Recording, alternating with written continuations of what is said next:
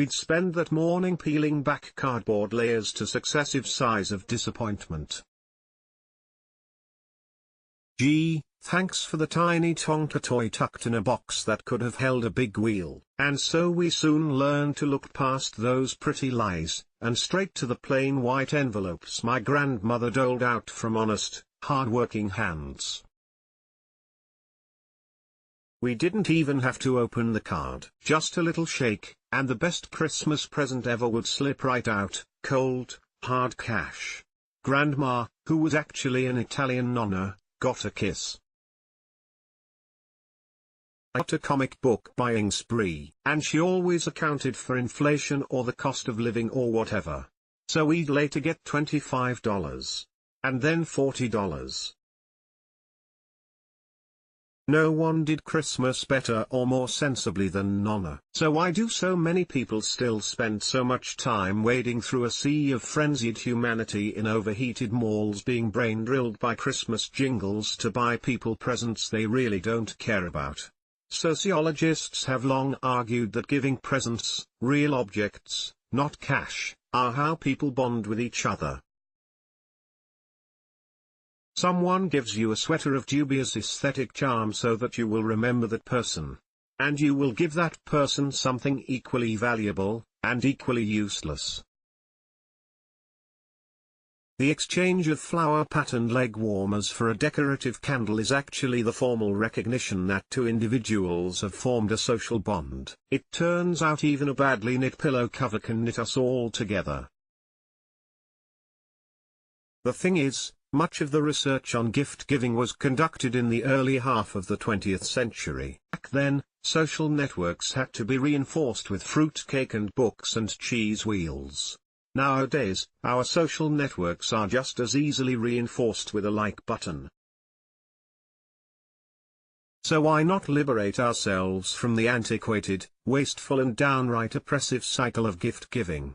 Why don't we just fork over cash and be done with it? The gift of cash means never having to feign enthusiasm for something you don't care about. Photo, Shutterstock. Another 20th century sociologist, Theodore Kaplow, came up with some possible reasons for that after studying gift-giving traditions in a small Indiana town. Gift-giving, he concluded, is tightly bound by unspoken rules, and cash gifts are only acceptable under very specific circumstances. For his research, Kaplow studied gift-giving traditions in the small town of Muncie, Indiana. He concluded, as the New Republic notes, that participants in this gift system should give, individually or jointly, at least one Christmas gift every year to their mothers, fathers, sons, daughters, to the current spouses of these persons, and to their own spouses.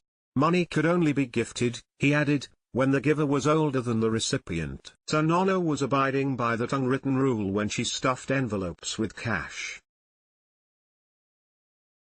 But certainly, we wouldn't be expected to give her the contents of our piggy banks in return. It seems, however, that Americans are finally easing up on those rules. At least, in a mushy half-hearted way. Instead of objects, gift cards now top the list of most requested holiday presents. But unfortunately, that stinks for pretty much everybody. Gift cards, as Cassie Werber sagely surmises in Quartz, are the worst of both worlds. No one is going to remember you for that beautiful IKEA gift card you gave. And what's more, you're still limiting the recipient to a very specific store with very specific rules, and often, an expiration date. Gift cards are worse than imperfect, Werber writes. They're money-wasting, impersonal, and restrictive in ways we have learned to accept, but which aren't truly helpful and don't make sense. The only gift Grandma expects in return for that Christmas envelope is a little love. Photo, Shutterstock, which brings us back to Nonna and the unbridled smiles her cash gifts brought to chubby-cheeked grandchildren. Maybe at the time, I didn't think of huge-hearted Nonna as I whirred through the pages of Space Knight. But I would eventually grow up and realize this woman's legacy was perfectly aligned with a holiday spirit that's easily lost today. She wanted to bring happiness to the people she loved so dearly. The only gift she expected in exchange was a kiss. And maybe we might let her pinch one of those aforementioned chubby cheeks.